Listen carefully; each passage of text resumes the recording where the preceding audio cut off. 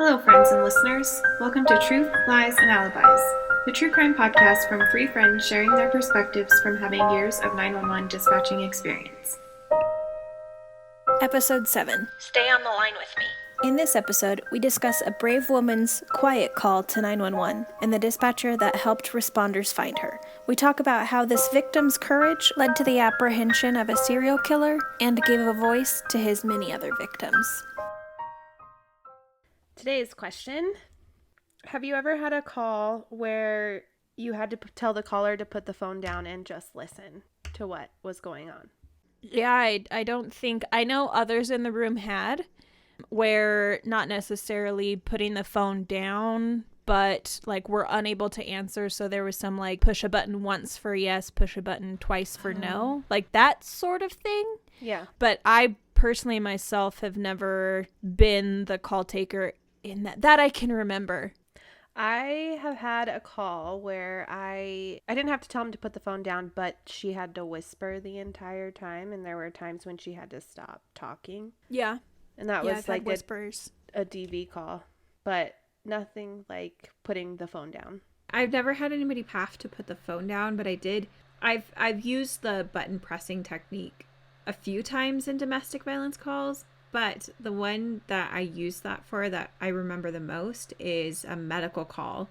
And I think he was nonverbal during that medical, so he had to hit the button once for yes, twice for no. How we got it was through the alarm company, and then I ended up calling him, and it was just pushing buttons to get medical response. And that's pretty good that you thought to do that.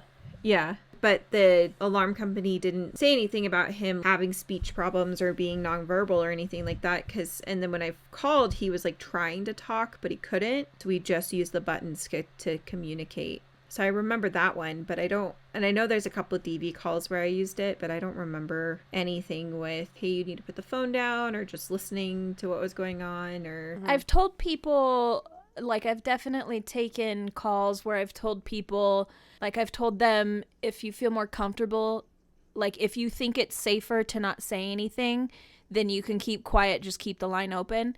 Like I've definitely had that for attempted break-ins, things like that. I remember I talked to one gal who, this poor sweet young college student, was home and she could hear somebody outside, and I guess they tried the door, and she, poor thing, was freaking out, and she was even like, I was watching Criminal Minds earlier today and it's like making everything worse. Oh no. And so like every noise she heard, she would get super freaked out, and I was like, if you feel better being quiet and just listening and just updating me if something happens, please do that, but don't hang up on me. I've had a couple instances like that where if you feel safer, because I'm not there, right? So if you feel safer not saying anything, that's totally okay. Update me if anything happens, but just don't hang up. Yeah. So I'm going to play a 911 call. The full 911 call is like 16 minutes or something. So we'll cut it down for the podcast to kind of show some important things, but I don't know if we're going to play the whole call.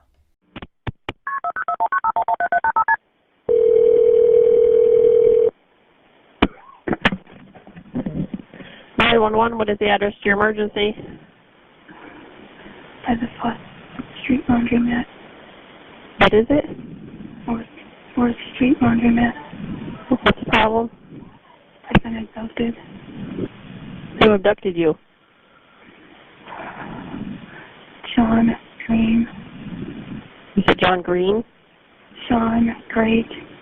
Where's she at now? Asleep. Where's she sleeping at? In the bedroom. In what bedroom? There's two houses right by the Laundry Street, and it's in one of those houses. But you're at the laundromat? No, I'm in the bedroom with them. What color's the house? Is it across? If I'm looking at the laundromat, which way is it?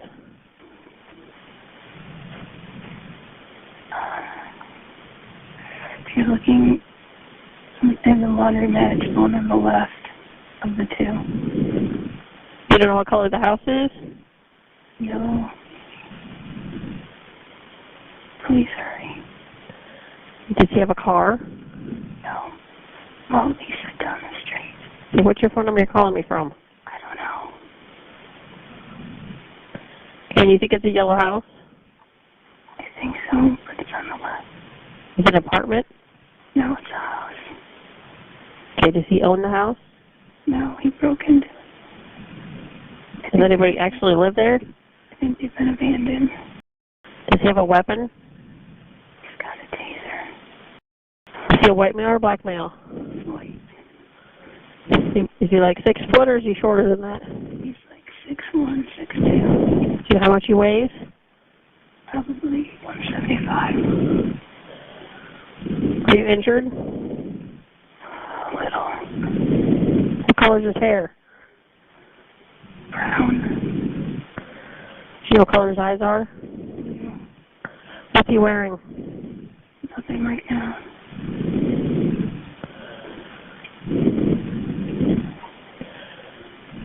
Okay, stay on the phone with me. Stay on the line with me, okay?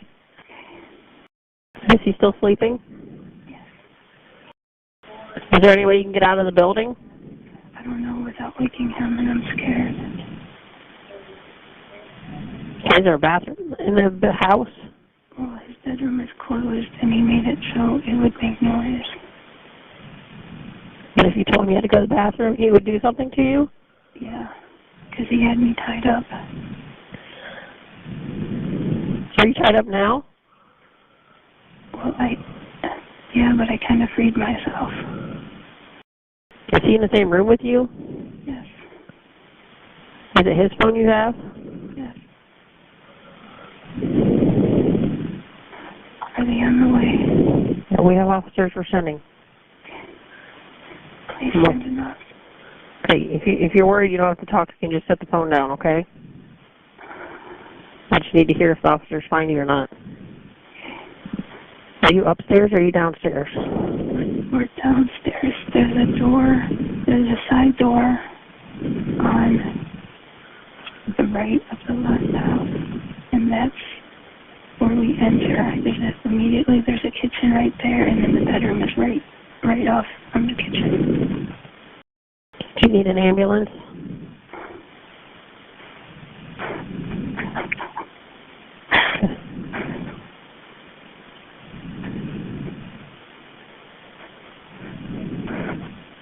Are you bleeding from anywhere? Not anymore. Where were you bleeding from?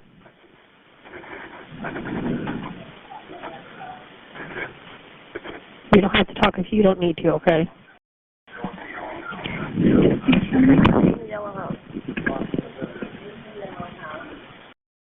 Oh shit, I woke him up.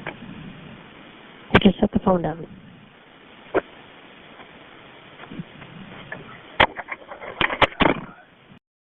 Are you still there? How much longer? What? How much longer?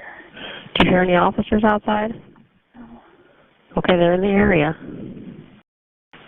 See if they can come in the side door slow, softly. Is there a padlock on the bedroom door, or is it just a regular lock? No, I don't even know if it's locked. It doesn't have a knob, so Can you get up and see if you can get out? I'm afraid of waking him. If I knew the cops were right there, I would do it. I don't even know if it opens, how it opens. Is there a window around there you can look out? Yeah, but the floor squeaks and it's right by his head. Are you laying down? No, I'm standing right by the bedroom door. And you can't open it? What? Can you open it? I'm afraid without making noise. Is the door to the house open? I don't know, probably, maybe. Because I think he broke in here. Can you see out any window that you're at? They're all curtains shut. If you think you can get out, you need to get out. Not unless they were right here. He would hear me, catch me, and he's strong. He's on the first floor. Are you at the house closest to the laundromat or the other one? Are you the one closest to the laundromat or the other one? We were standing in the laundromat looking at the two houses. It would be on the left. Here, look out of the laundromat. So if you're looking at the laundromat, be the one on the right. At the laundromat. She said if you're looking at the laundromat, be the one on the left. Side door. Side door. And the side door. The side door to the right. Okay, I can hear him. You hear him? Yes, I do. Okay, do you think you can get out?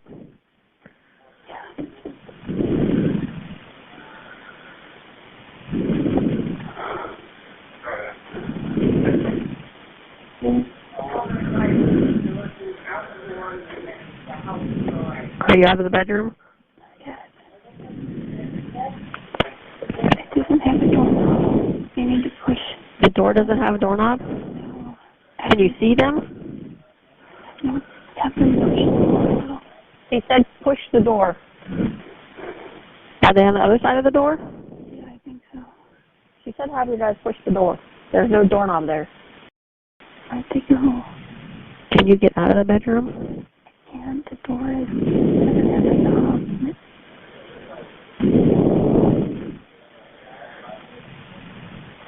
You're looking right on the mat. It's on the left. If you're looking at the mat, come in. The same thing. Can you hear anybody right now? I heard the side door open. She heard the side door open.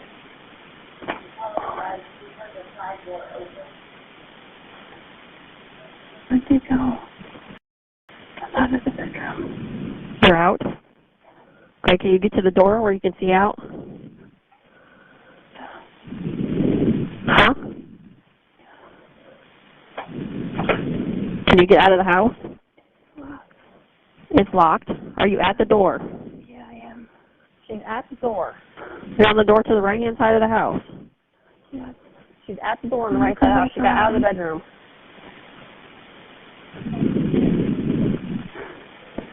Is there a window there? Yeah, I'm looking out of it. Tell them to come back. She said, Hurry, hurry. she said to hurry up and come back. Can you? Yeah, they can see me if they come locked. to it. The door is locked.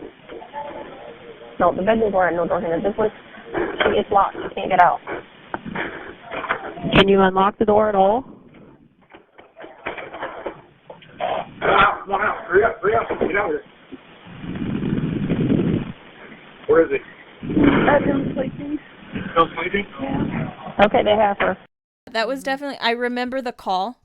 That was definitely a training because I specifically remember the two houses, the fact that she said it was yellow and to come in through the side door. I remember the training going over like how important all that was. But man, listening to it again, the last time before she gets herself out of the bedroom, where the dispatcher asks if she can get herself out and to try, and she was like, I don't want to make noise. I'm afraid to wake him up. She was like, well, if you think you can, try. My stomach twists because I know what that room sounds like. You're on the phone with a reporting party who's in a dangerous situation, who you're relaying information to the dispatcher working that channel, who's talking to those officers that are responding. And those officers have questions that the dispatcher is getting, and then the dispatcher is giving those questions to you. And then you have to ask the reporting party. So every time she asks, can you get out of the bedroom? I know she's being asked to ask that.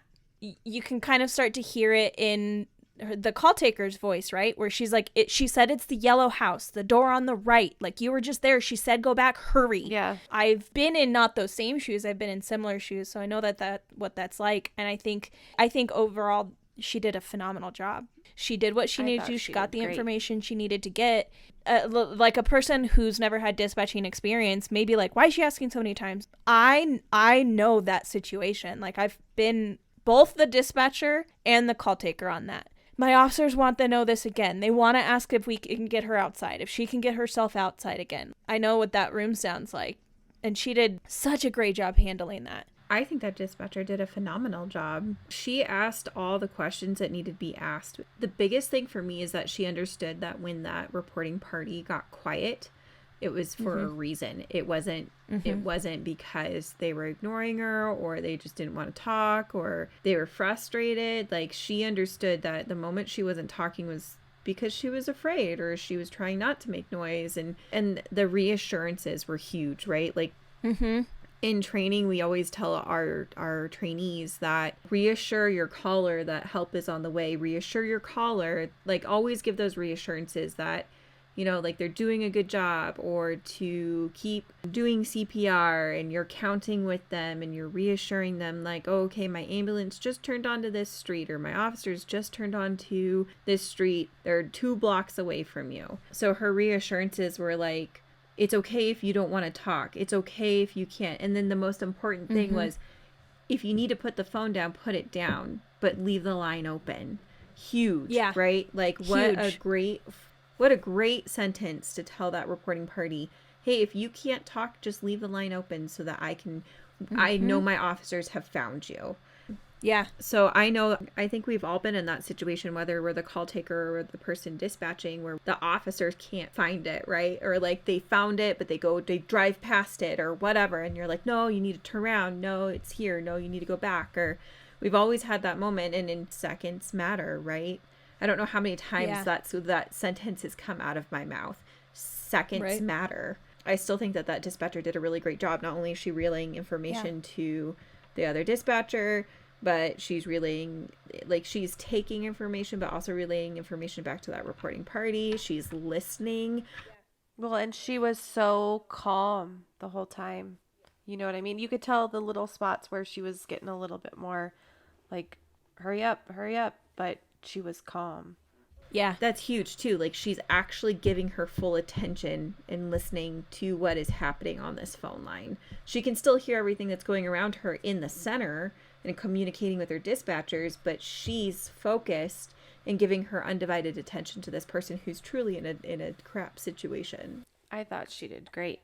So I'm going to tell you a little bit about the call and everything behind it. On September 13th, 2016, a 911 call was placed to the Ashland Police Department in Ohio. It was the 911 call we just played. It was placed by a subject labeled as Jane Doe. That's what she goes by in all the court documents and everything as well. She doesn't want her name out there, which I don't blame her. She was a 38-year-old victim of Shawn Grate. Shawn and her were actually friends. She described their relationship as one between a sister and a brother. They had met the summer of 2016, and they would go to lunch and on walks together. I guess he had made some sexual advances, but she had tried to keep the relationship platonic and didn't even exchange her phone number with him. On September 11th of 2016, Shawn asked Jane Doe to walk with him to his house to give her some clothes that he had in his possession. While she waited in her room, I guess she was reading the Bible, and he came in from the kitchen and told her that she wasn't going anywhere. He attacked the victim and strangled her so she wasn't able to fight back. He then bound her and assaulted her for 3 days, both physically and sexually. And I won't go into a bunch of detail. It's horrible. She basically said he abused me in every way possible.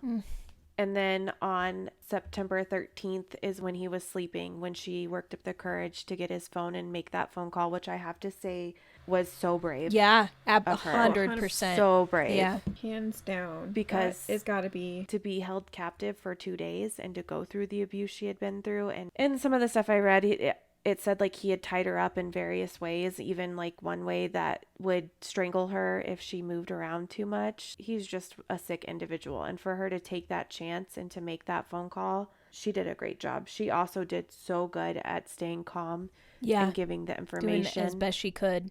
Yeah. So great. She did amazing. So Shawn Grate was described as charming and well-liked, especially by women. He was 18 years old when he was arrested for the first time for grabbing his girlfriend at the time by the throat. A few years later, he was dating a 17-year-old when he broke into her home and choked her. 8 months later, he broke into her house again and was hiding under her couch with a butcher knife in hand. Yeah. I know we talk about how people talk about the killer or the perpetrator a lot, but I feel like this kind of shows his background, shows kind of how he was thinking a little bit. Mm-hmm. Even after these incidents, his charm seemed to like trick more women into trusting him. He even went on to have children with 3 different women. And according to an ex-girlfriend, his behavior became more erratic by his late 20s. He would sometimes be so depressed he would not get off the couch. His mood would change quickly, and he was violent, controlling, and jealous. He was arrested again for beating a partner at the time.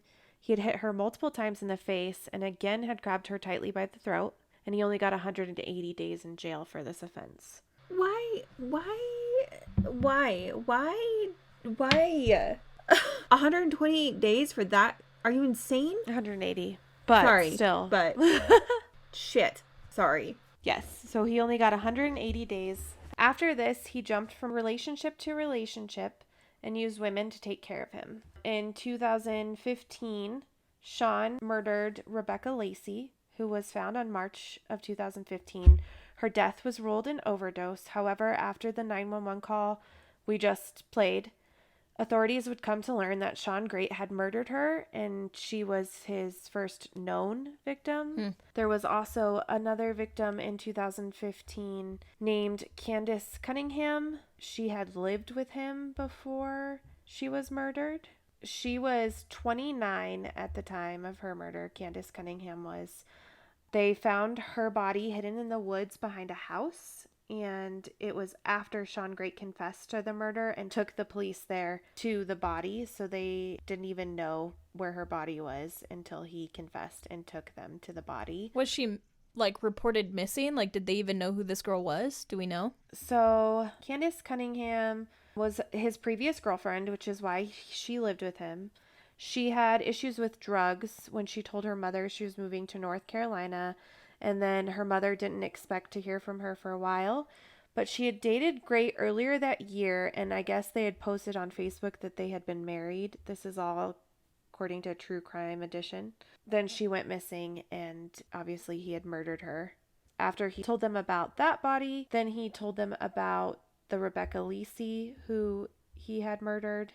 All in this after this 911 call. So all after this, Jane Doe decided to make the phone call. After that, because he had multiple victims.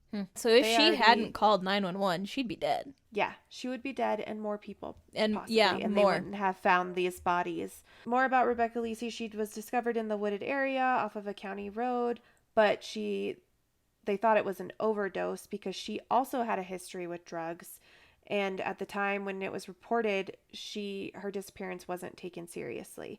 He met her at a bar where they drank and played pool together. And apparently Rebecca stole $4 from Grate and he strangled her to death, is what he said, and disposed of her body, which doesn't make any sense at all. Making of a serial killer. Yeah, it's crazy. After his arrest, in the house, the bodies of Stacy Stanley and Elizabeth Griffith were found. Wait, in the house that she was kept in? In the house that she called from. So I had watched a few things, and I guess he had covered their bodies with like clothes and stuff. So their bodies were in the house with her when she was making that 911 call. Elizabeth Griffith had been missing for about a month before he was arrested, and she was found in the house after the 911 call.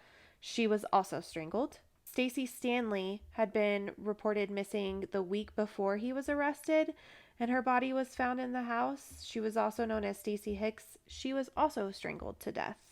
According to all the sources I found, that's Stacy Stanley, aka Stacy Hicks, Elizabeth Griffith, Candace Cunningham, Rebecca Lacey, and then also he claimed to have killed another woman who was found dead in Marion County, Ohio in 2007.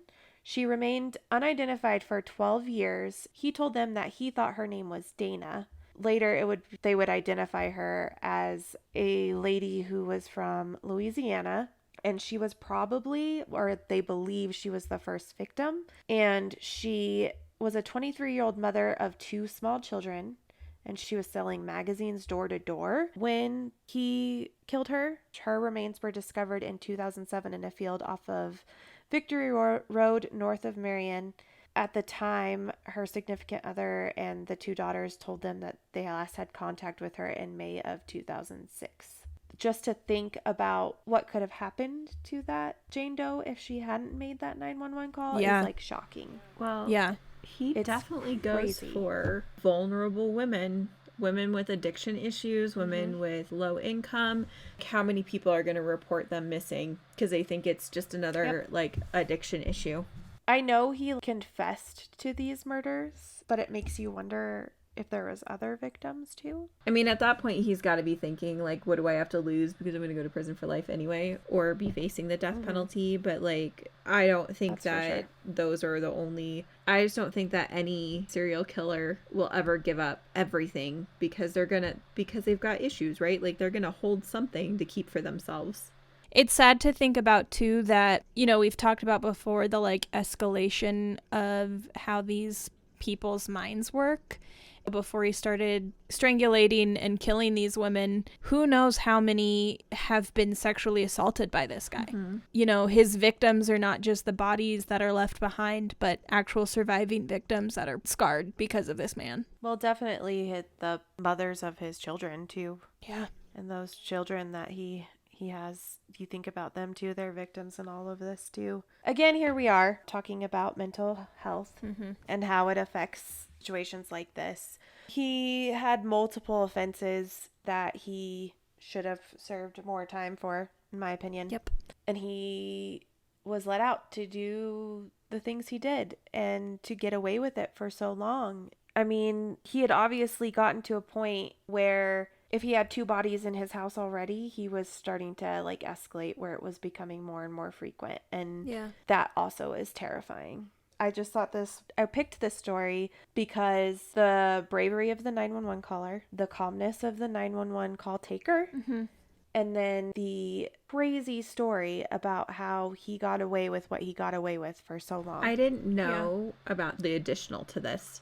So when this had to, because it wasn't mentioned. Yeah, because I don't know if it was a training. I almost wonder if it was a police legal science training that this was, because it only focused on the 911 call, what the dispatcher did well, wrong, and the liability and all of that stuff.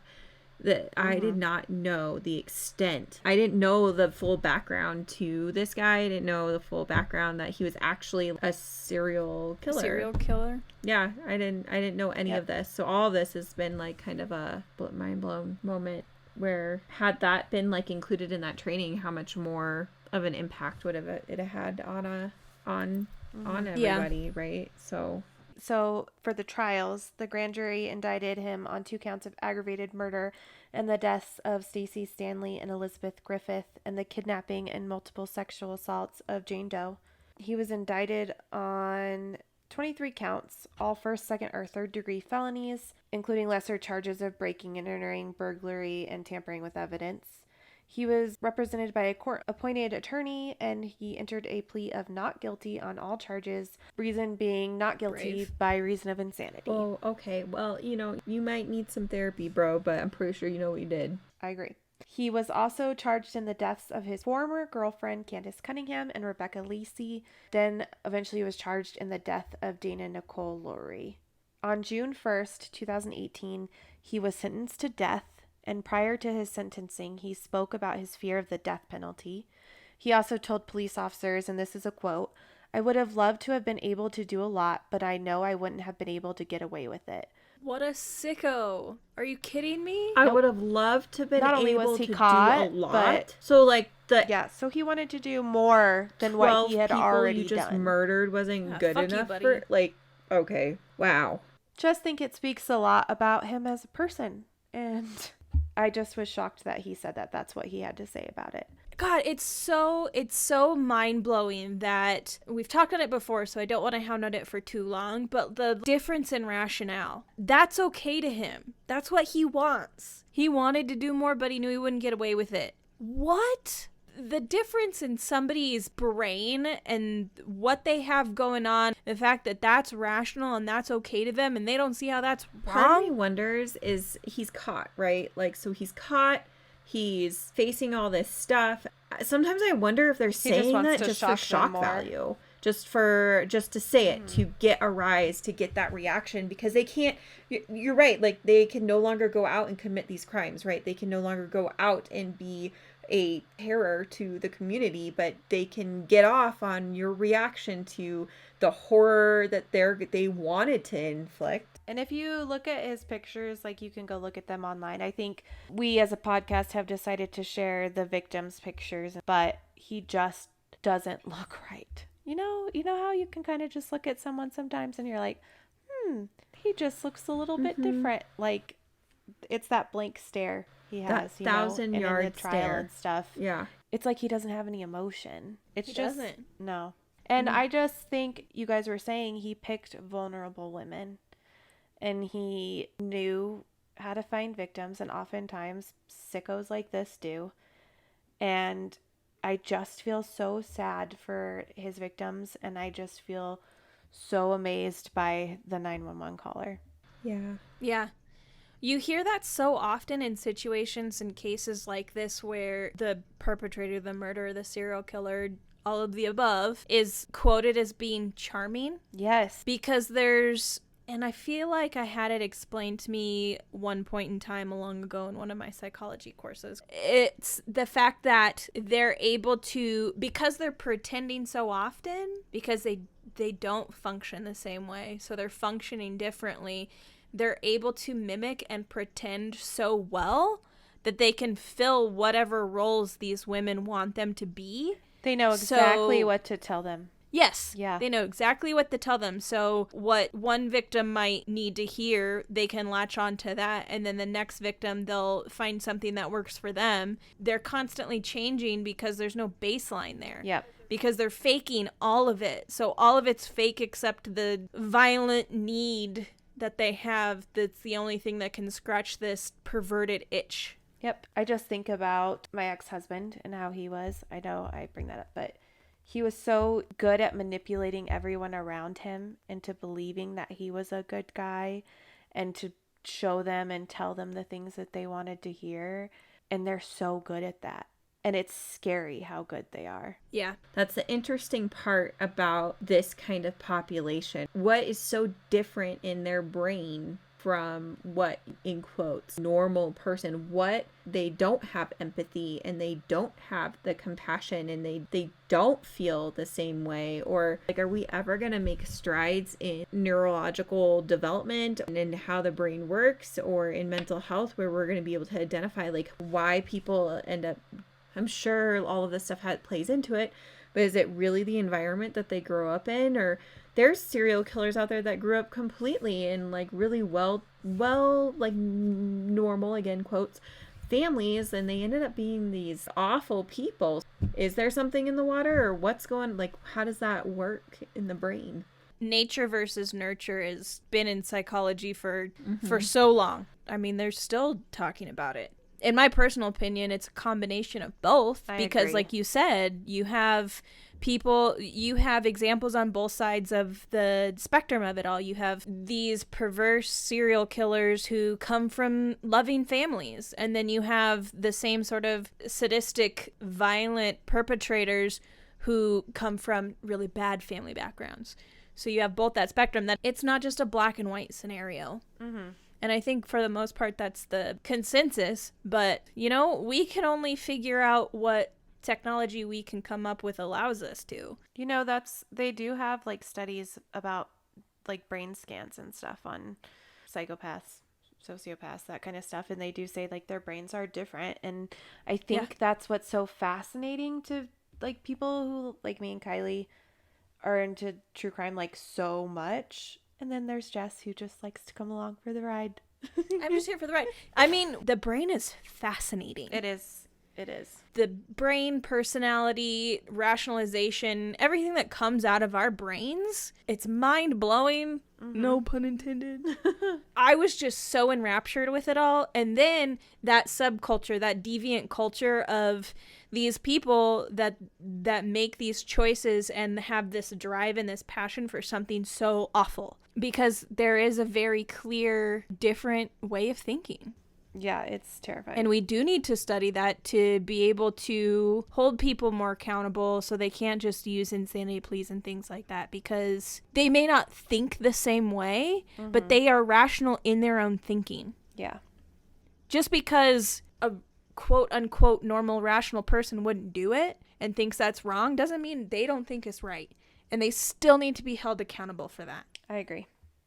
So before we close out today, I just wanted to take a minute to say thank you to all of our listeners.